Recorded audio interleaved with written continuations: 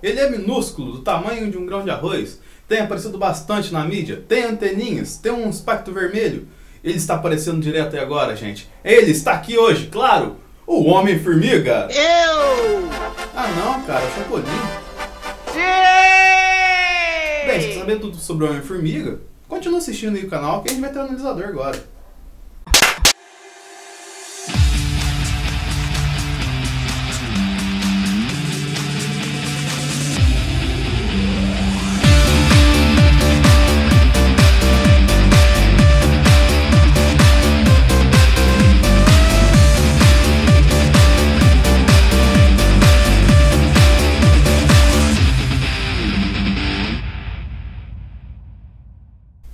Muito bem, crianças, chegamos a mais este analisador, esperado analisador de Homem-Formiga. Para você que quer entender bastante sobre o que aconteceu até chegarmos ao filme do Homem-Formiga, eu indico que você veja os vídeos que estão aparecendo aqui, que eu fiz para ajudar você com o material base para este filme, grande sucesso da Marvel, mais uma vez acertando a mão. Tem os links embaixo na descrição aqui, caso você não esteja em tablet, computador e tal assim, mas você clica neles depois desse vídeo.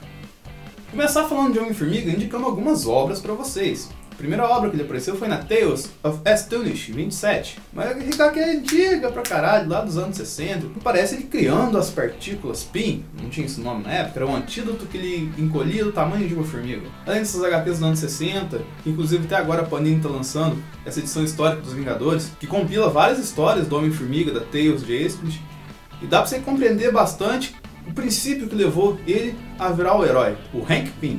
Aqui tem fundamentação básica de como ele passou de um cientista a um herói. Mas se você não está interessado em uma coisa tão complexa assim, que é uma coisa mais resumida, mais sintetizada, eu indicaria uma HQ de origens do Homem-Formiga e da Vespa, que foi lançada em 2013. Claro, além disso, ele é um dos fundadores originais dos Vingadores. Você acha a história dele a rodo, que se confunde até com a história dos Vingadores mesmo, inclusive até a fase de Jaqueta Amarela e tal assim. Você encontra muito nas histórias dos Vingadores mesmo. Mas outra HQ também que é interessante, mais recente, que é boa pra caramba, que tem uma pegada bem humorística mesmo, é a Homem-Formiga V2, que está saindo desde o começo do ano, e traz muito das pegadas que a gente vai ver no filme. Não exatamente, porque tem algumas diferenças muito básicas assim, mas dá pra você entender bastante quem é Scott Lang. Eu, como já disse aqui, que sintetizei e tal assim, que o poder do Homem-Formiga é de encolher, ficar do tamanho de uma formiga, uma vez que, se for traçar um paralelo, a formiga ela consegue levantar tipo 30 vezes o seu peso. Seria mais ou menos isso que acontece quando o Homem-Formiga vira Homem-Formiga. E como você deve ter notado, tem várias versões do herói.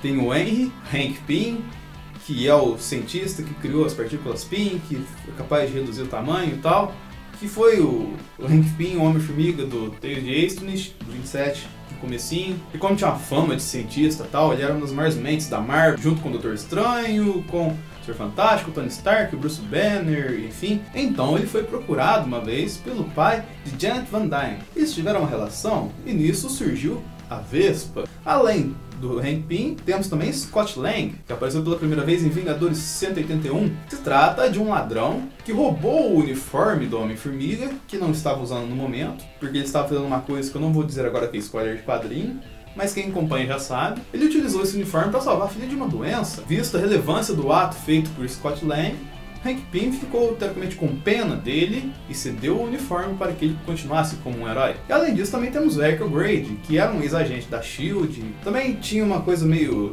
à margem da lei assim, e que também assumiu o posto de Homem-Formiga por um tempo. Falando mais um pouco da Janet, a Vespa, que é a fiel escudeira do Homem-Formiga. O princípio é praticamente o mesmo do Homem-Formiga, ela reduz seu tamanho a tipo 4 centímetros, 3,8, e com isso ela ganha habilidades da Vespa. Além dela ter a força diferenciada, ela ganha asas. Porém, pro filme teve uma espécie de mistura de todas essas origens, que eu vou explicar pra vocês daqui a pouco, antes de soltar o alerta de spoiler. Se você não viu o filme ainda, eu indicaria você assistir os vídeos que eu indiquei pra você, pra ficar preparado pra assistir Homem-Formiga. Mas se você quiser continuar e não ligar pra spoiler, segue aí, que é o certinho de fazer e eu prometo que eu vou pegar leve.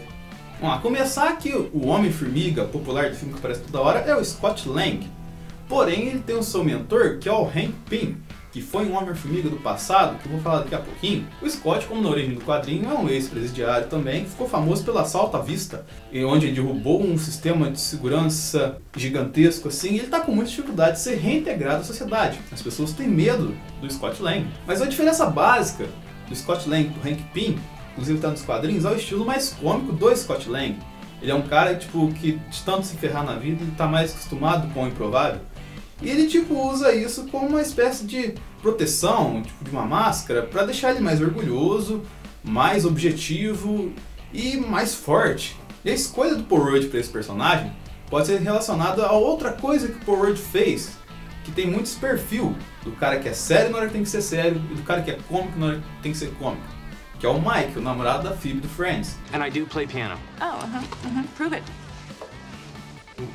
There isn't a piano here. I wouldn't stand in the way of a true pianist.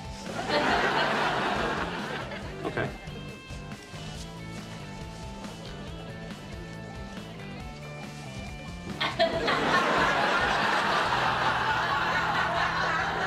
Sim, se for parar pra olhar, a personalidade do personagem que apareceu lá no finalzinho da série é muito parecido com a personalidade do Scott Lang, que é um cara sério na hora que tem que ser sério, é um cara ativo na hora que tem que ser ativo e um cara engraçado na hora que tem que ser engraçado. É a Marvel mais uma vez acertando na escolha do ator. Temos também a Hope Van Dyne, que é filha de Janet com o Hank Pym. Nos quadrinhos elas têm uma identidade, rainha vermelha, que ela tem uma pegada mais de vilanesca, assim, o que não acontece nesse filme. A Hope, ela é tipo a presidente das organizações Pym, que continuou fazendo progressos na questão biocientífica e o cacete A4, assim, teoricamente que segura a barra do pai pra ele seguir fazendo as coisas meio por cima, assim. Apesar da relação da Janet com o Hank Pym não ser uma coisa muito bacana, assim. E essa relação é abalada por dois fatores. Um que é menos relevante, que pelo fato dela conhecer tudo, ela conhece que o pai dela é o Homem-Formiga e ela domina todos os aspectos do Homem-Formiga. Ela consegue comunicar bem com as formigas, ela consegue lutar bem, ela só nunca usou o traje. E por que ela nunca usou o traje? Que chegamos no segundo ponto da relação abalada entre os dois. E é uma coisa que já vamos direto para a primeira cena do filme, que aliás está cheia de referências, onde o Hank Pym é questionado, junto com a Peggy Carter e o Howard Stark, sim, começou a referência, galera, sobre a morte de Janet Van Dyne, a esposa dele. E no caso ele levou toda a culpa da morte, com isso a Hope não tem uma relação muito bem com ele. Por as indústrias Pym tem tipo uma espécie de CEO, que é o Peter Russo, Darren Ross, que também outro personagem que a Marvel buscou um perfil ali pontual, já conhecendo o cara de outros trabalhos, para colocar nesse filme. Porque o Darren Ross é muito parecido com o Peter Russo. Tipo, ele é um cara que tem um poder que chegou até um certo patamar, só que ele precisa de muita gente em volta dele para ele não fazer merda, para ele não perder o controle. É muito parecido com o Peter Russo do House of Cards. Take off your clothes and get in. Do it now.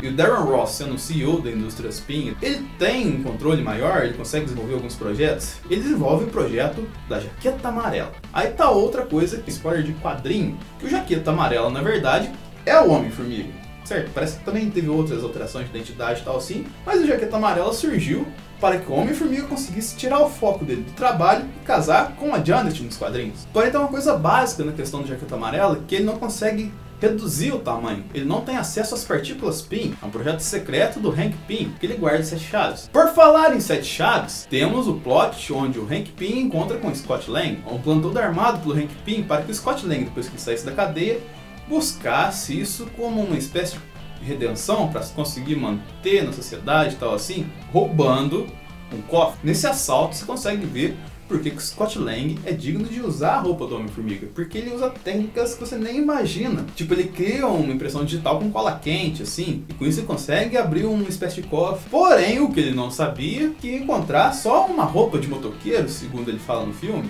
dentro daquele cofre. E outra coisa também que ele não fazia ideia é que ele estava sendo monitorado por formigas. Sim, ele era monitorado por formigas do Hank Pym. Ele pega a roupa, descobre como funciona a roupa, fica assustado, tenta devolver a roupa, e aí temos o plot que mostra onde a Marvel é Marvel, onde a Marvel consegue fazer outro sucesso no cinema, faz a gente vibrar na cadeira que nem um louco, que é ele sendo preso e fugindo da cadeia. As formigas trazem o traje para o Scott Lang dentro da cadeia e ajudam ele a fugir. Por uma linguagem tão básica assim que não precisa fazer nenhuma explicação, consegue visualmente compreender. Tipo uma coisa bem anti-Christopher Nolan, que explica tudo certinho. As formigas chegaram, jogaram a roupa para ele lá, a roupa ganhou o tamanho de novo. E o que ele pensou? Caralho, o que eu faço agora? Aí as formigas começaram a contar 10, 9, 8, escrevendo no chão. Tipo, nem aqueles peixes do Procurando Nemo que escreve, tipo, seta pra lá, ó o tubarão, tal, assim.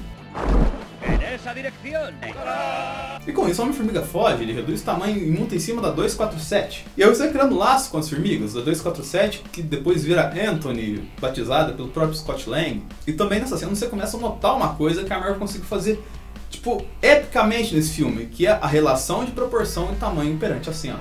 Tipo, as cenas perto, você vê assim, caralho, ele tá fugindo, barulho assim, ruído, umas coisas bem estranhas assim, mas você vê a sensação de movimento. Mas uma coisa que você não tem noção é que na verdade você tá vendo uma cena que parece que tá desse tamanho aqui, mas na verdade se reduz a um pedaço de papel pequenininho assim. E aí que temos a jogada, que foi o segundo plano, e quando nesse pedacinho de tela tá o mundo acabando, você vê um tamanho gigante assim, uma coisa que tipo, ninguém tá nem vendo o que tá acontecendo.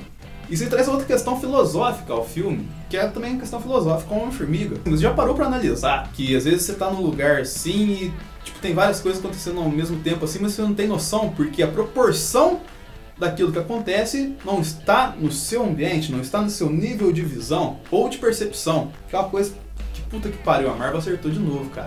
E temos o devido encontro do Scott Lang com o Hank Pym, onde ele explica todo o entorno e por que ele quer Scott Lang para aquilo. Tem aquela cena mítica que você vê no trailer do Scott Lang falando para chamar os Vingadores. A gente descobre que o Hank Pym não é a favor dos Vingadores, ele não é muito daquela coisa de super-heróis mais fortes da Terra, assim, ele vê aquilo lá como uma ameaça. Ele não vê como uma coisa assim grande, bacana, assim, que vai ajudar as pessoas. Outra referência muito bacana. E nisso você começa a pensar que na verdade não são todas as pessoas que curtem os heróis tal assim. Você lembra daquelas cenas do Vingadores da Sokovia lá, da galera dando pedrada na Legião de Ferro? E você vê que o povo já começa a ficar dividido no universo da Marvel. Inclusive ele faz referência direta ao Tony Stark. Ele fala que aquilo lá é só papagaiada, quinquilharia, que aquilo lá não é ciência de verdade. Solta um batidão pra eu enfiar a ambulância nele.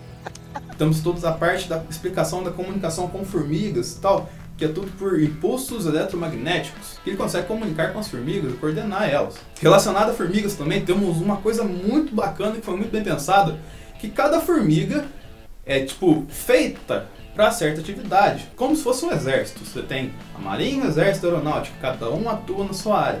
Nas formigas também acontece isso. Tem as formigas boas na produção de energia, as formigas que voam, as formigas agem para tal situação e tal assim, enfim. É uma coisa muito bem pensada que a Marvel acertou mais uma vez. E uma vez que a Janet está lá dentro da empresa, ela teoricamente é a fonte segura do Peter Russo, do Darren Ross. Ela só precisa de certas coisas para conseguir invadir o local. Então tem que pegar um fragmento, tipo uma peça assim, que fazia parte das indústrias Stark, de um depósito das indústrias Stark. Eles mostram um mapa assim. Daí temos a cena que pra mim é a cena mais mítica de Homem-Formiga e talvez uma das mais míticas da fase 2 da Marvel. Que é, ao sobrevoar o local, não é mais o depósito do Howard Stark. É, se você não quiser tomar spoiler violento do filme agora, tape as orelhas, se eu indico de verdade, o depósito que era do pai do Tony Stark, na verdade, é a Central dos Vingadores que aparece no fim de Vingadores Era de Ultron. E nisso temos o Falcão no local, que encontra o Homem-Formiga, e temos a briga entre o Homem-Formiga e o Falcão. E cara, é uma briga épica, não tem o que falar. E ela tem um desfecho com chave de ouro, que é o Falcão falando pra Central, para que nisso não chegasse nos ouvidos do Steve Rogers.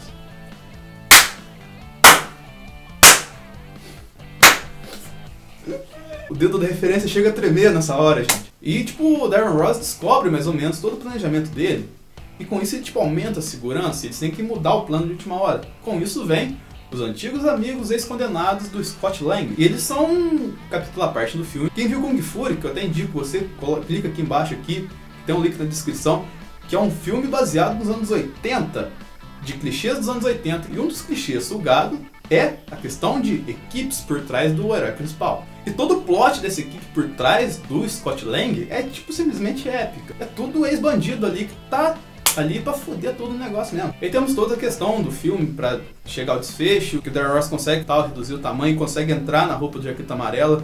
Temos a briga do Jaqueta Amarela com o Homem-Formiga. Mas tem uma coisa interessante, que é um plot deixado que justifica a questão da morte da Janet, que ela era Vespa e ela morreu em ação. E disso a Hope Van Dyne não sabia. E ela teoricamente morreu por causa do regulador atômico do uniforme de Homem-Formiga.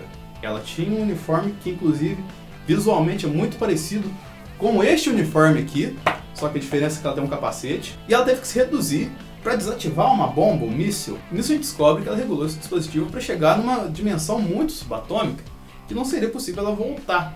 Falando em plot para a Guerra Civil, o finalzinho do filme tem até referência ao Homem-Aranha. Sim, a primeira referência ao Cabeça de Teia foi feita no Homem-Formiga. E temos outra coisa que a Marvel consegue imitar mais uma vez, que é as suas cenas pós-créditos. A primeira cena pós-crédito, a Hope Van Dyne vai assumir a identidade da Vespa. O uniforme da Vespa tá puta que parivelmente fudidaço. Tá muito próximo às HQs mais modernas, preto e dourado, sim. Porém, a segunda cena pós-créditos foi tipo... o seu Falcão chegando com um tal de Buck Barnes atrás do Capitão América. Nisso temos a questão, será que isso não vai gerar um problema? E aí tem um papo sobre um tal esquema de registro. Sim, é o primeiro plot objetivo para a Guerra Civil. E eu encerro com essa bomba para vocês, galera. A Marvel acertou mais uma vez, Homem-Formiga é outro filme espetacular da Marvel. E isso que vem a questão que eu acho que pode ser um problema no futuro. Uma derrapada com o filme pode destruir uma credibilidade imensa. Mas eu creio que a Marvel esteja preparada para isso. Foi inclusive o que eu falei neste vídeo, que você vai clicar aqui e ver se eu acertei algumas coisas que eu pensava que teriam no Homem-Formiga, que para você se preparar para ver o Homem-Formiga que você não viu ainda, ou pro que vai acontecer na fase 3, Capitão América, Agents of S.H.I.E.L.D., Thor Ragnarok, Homem-Aranha, Capitã Marvel, Pantera Negra, o Guardiões Volume 2, enfim. Vejam os vídeos que estão aparecendo aqui na tela. Eu vou estar em 2 podcasts, o Plataforma Cast e o Formiga Cast. Os dois sobre a Formiga. Inclusive acessem o Plataforma Geek, que são os nossos parceiros. Eles são um conteúdo muito bacana de nerdices e tal assim. Curta, compartilhe, favorite, se inscreva no canal. Vejam todas as indicações que eu dei aqui. E é isso aí, galera. Até o próximo analisador.